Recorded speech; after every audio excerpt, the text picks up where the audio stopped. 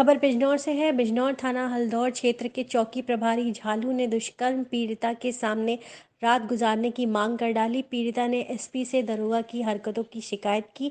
इसके साथ ही एक ऑडियो भी सौंपकर जांच की मांग की। एसपी ने ऑडियो की जांच कराई। उसमें अश्लील बातें सामने आने पर एसपी ने चौकी प्रभारी को तत्काल निलंबित कर दिया। आपको बता दें, बिजनौर के कस्बा झालू की रहने वाली महिला ने हल्दौर थाने में 12 सितंबर को आरोपी शोएब के खिलाफ मसूरी में एक होटल में दुष्कर्म करने सहित कई धाराओं में केस दर्ज कराया था।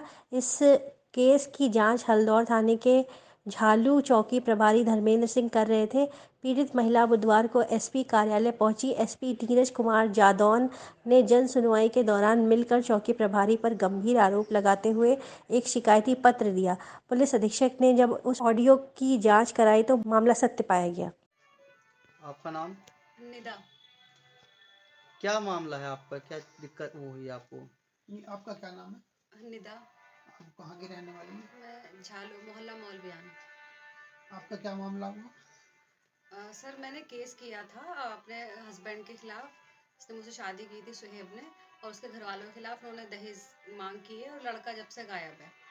तो जब मैंने केस किया, ये हल्दौर थाने में केस हुआ है, दर्ज हो गया है। और उसके बाद अभी उसकी विवेचना चल रही थी, जिसकी विवेचना कर रहे हैं ये धर्मेंद्र कुमार गौतम एसआई झालू चौकी इंचार्ज जो हैं, वो उसकी विवेचना कर रहे हैं। तो उन्होंने मुझे 16 तारीख को रात को कॉल करके बोला कि तुम सुबह मसूरी चलना है इन्वेस्टिगेशन के लिए, उसमें तुम्हें साथ जाना पड़ेगा। तुम सुबह वहाँ पहुँचो और हम तुम्हें वहाँ देहरादून मिल जाएंगे। उसने बोला तो मैं वहाँ गई। देहरादून 11 बजे पहुँच गई थी। 3 बजे वो आए वहाँ पर, और उन्होंने बोला अपने साथ किसी को लेकर आना। तो मैं अपनी फ्रेंड को साथ में लेकर गई थी, प्रियंका को। फिर उसके बाद वो उन गाड़ी में एक महिला कांस्टेबल थी, एक और कांस्टेबल था, और दरोगा था वो जो एसआई वो है धर्मेंद्र कुमार। तो उन्होंने अपनी गाड़ी में हम दोनों को बिठा लिया। उसके बाद वो मुझे वहाँ मसूरी लेकर गए। मसूरी में इन्वेस्टिगेशन के लिए जिस होटल में हम रुके थे, वहाँ पर उन्होंने इन्वेस्टिगेशन की। तो वहाँ रजिस्टर जो एंट्री थी, वो एंट्री उन्होंने देखी, एंट्री उसमें थी।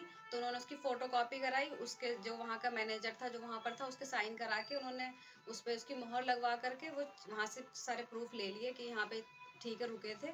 उसके बाद वो वहाँ पर मुझे बोलते हैं कि तुम अपनी फ्रेंड से पूछ लो ये रात में यहाँ रुक जाएगी क्या। मैंने उनसे पूछा सर क्यों रुकना है, कि कल दिल्ली भी चलना है, थोड़ा पिकनिक भी हो जाएगा, तो यहीं रुक जाते हैं। तुम मेरे साथ रूम में रुक जाना, और तुम्हारी फ्रेंड जो दूसरा कांस्टेबल है उसके साथ रुक जाएगी। तो मैंने उनको बोला सर मैं अगर ऐसी लड़की होती तो मैं केस ही नहीं करती। जब उन्होंने ये चीज़ सुनी तो कहने लगे फिर कल दिल्ली दिल्ली भी चलना है ना, तो आज तो रुकना ही पड़ेगा इधर कहीं, तो फिर किसी फ्रेंड का इंतज़ाम करा के दो, किसी को बुला के दो। तो मैंने उनसे वहाँ मना कर दिया। उसके बाद वो वहाँ मसूरी से देहरादून आए।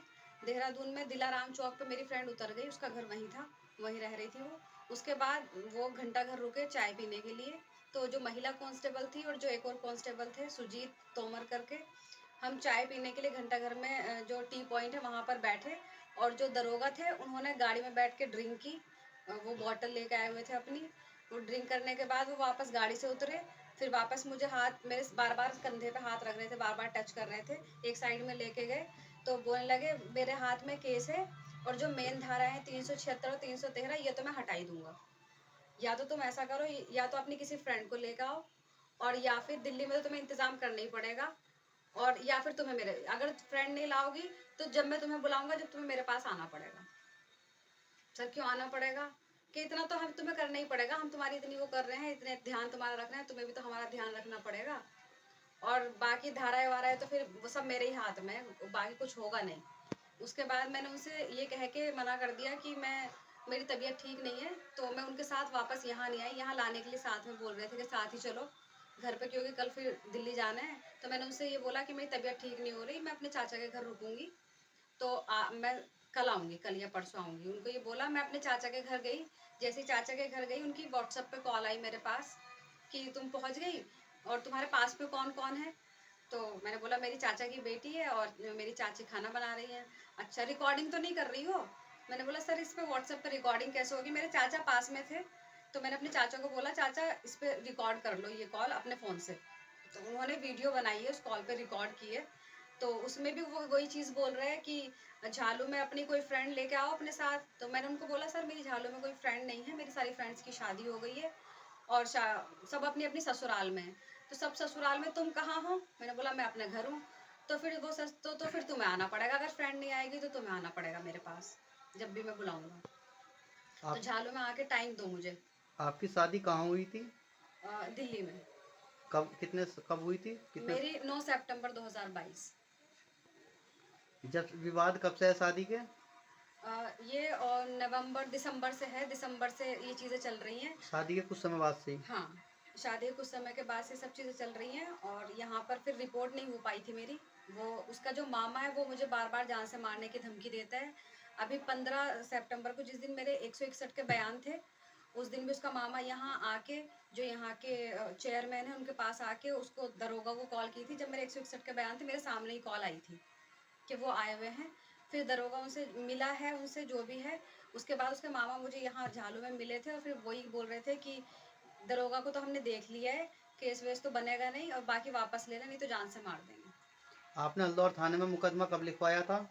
हल्दौर थाने में मैंने शुरू में तो मार्च में लिखवाया था, लेकिन मार्च में मेरा कोई यहाँ पे कोई कार्रवाई नहीं हुई थी।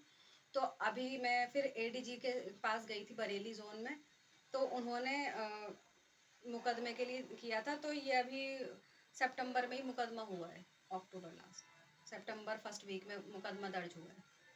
आपके हस्बैंड का क्या नाम है? सुहेब अहमद। वो जो आप मारने की धमकी दे रहे हैं उनका क्या, मामा का क्या नाम है? अवेश अहमद, अवेश इकबाल। वो कहाँ के रहने वाले हैं? वो है तो नेहटोर के रहने वाले, रहते दिल्ली में। उन्हीं के पास ही?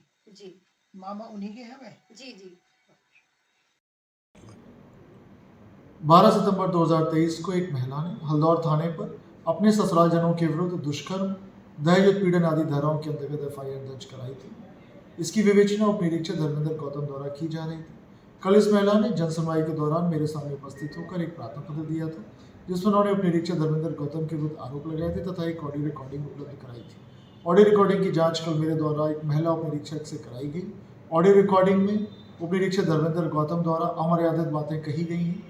इन बातों को तत्काल संज्ञान लेते हुए उप निरीक्षक धर्मेंद्र गौतम को मेरे द्वारा निलंबित किया गया है तथा इनके विरुद्ध आंतरिक संप्रेक्षण प्रकोष्ठ को जांच सौंपी गई है। जांच उपरांत इनके विरुद्ध नियमानुसार वैधानिक कार्रवाई की जाएगी।